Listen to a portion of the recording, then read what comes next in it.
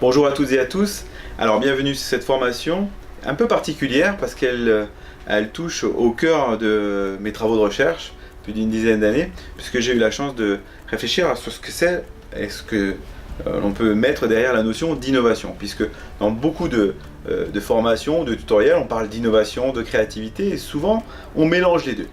Alors je me suis permis de prendre quelques minutes et de proposer cette formation dans l'académie justement pour qu'on partage une culture commune ensemble dans notre communauté de l'innovation. L'idée n'est surtout pas de gouroutiser la notion et de vous dire c'est l'approche d'Arno Groff. Mais l'idée est de vous donner quelques clés de lecture les plus objectives possibles qui permettent à chacun d'entre vous de juger ou non si ce qu'il crée est une innovation ou pas, ou ce qui est proposé par d'autres inventeurs l'est aussi. Donc pour parler d'innovation et partager une vision commune, déjà première question, regardez ce slide, est-ce que selon vous, cette solution est une innovation? Je suis sûr que parmi vous, certains pensent que oui, d'autres disent mais cette création est complètement débile, ce n'est pas une innovation. Vous voyez que là on touche du doigt, première difficulté à travailler collaborativement sur un projet d'innovation, c'est qu'on ne va pas partager la même vision commune.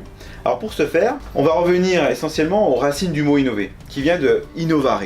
Innovare signifie trois choses. Introduire quelque chose qui est fécond dans un ordre établi. Vous allez me dire, bravo, pour nous aider à partager une vision commune, il y avait quand même plus simple. Vous avez entièrement raison.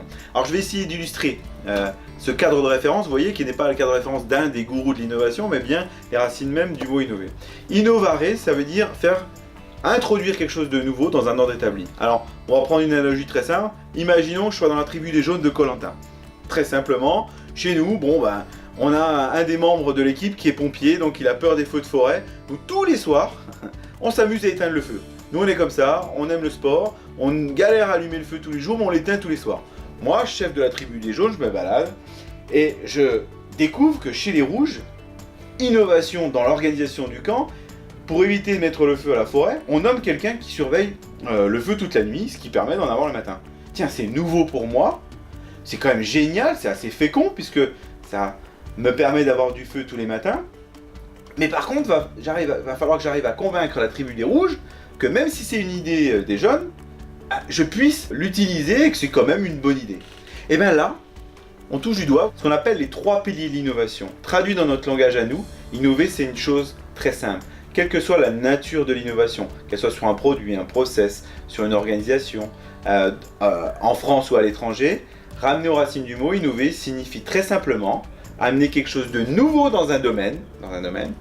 Deux, qui est fécond, traduit dans notre langage, ça veut dire qui crée de la valeur. Et trois, qui est accepté par son destinataire. Il faut bien noter dans ce qu'on appelle les trois piliers de l'innovation, innover signifie respecter ces trois piliers, pas deux des trois. C'est pas amener quelque chose de nouveau qui crée de la valeur et ne pas se préoccuper de la socialisation, ce qui veut dire de l'acceptation. La socialisation d'un produit, c'est le vendre, mais quand je change l'organisation de quelque chose, c'est de faire en sorte que les gens aiment l'organisation. Grâce à ce cadre de référence-là que nous avons développé il y a une dizaine d'années, qui est adopté par des instituts de recherche, mais aussi de grandes entreprises, on peut évaluer, on peut impliquer un maximum de monde sur tout type de projet d'innovation. Donc aujourd'hui, ce qu'il faut retenir à travers cette séquence, c'est que l'innovation, c'est quelque chose qui est assez simple. 1. Est-ce que c'est nouveau dans le domaine? 2. Est-ce que ça crée de la valeur?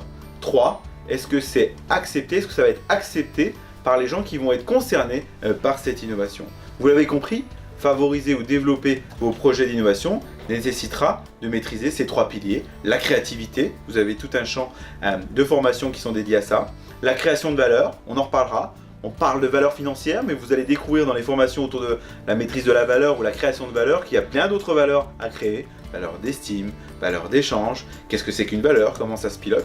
Et 3, la socialisation, comment on fait en sorte que les gens adhèrent à notre innovation. Il n'y a rien de tel que de plus frustrant que des gens qui disent « mon innovation était géniale, le marché n'en a pas voulu ».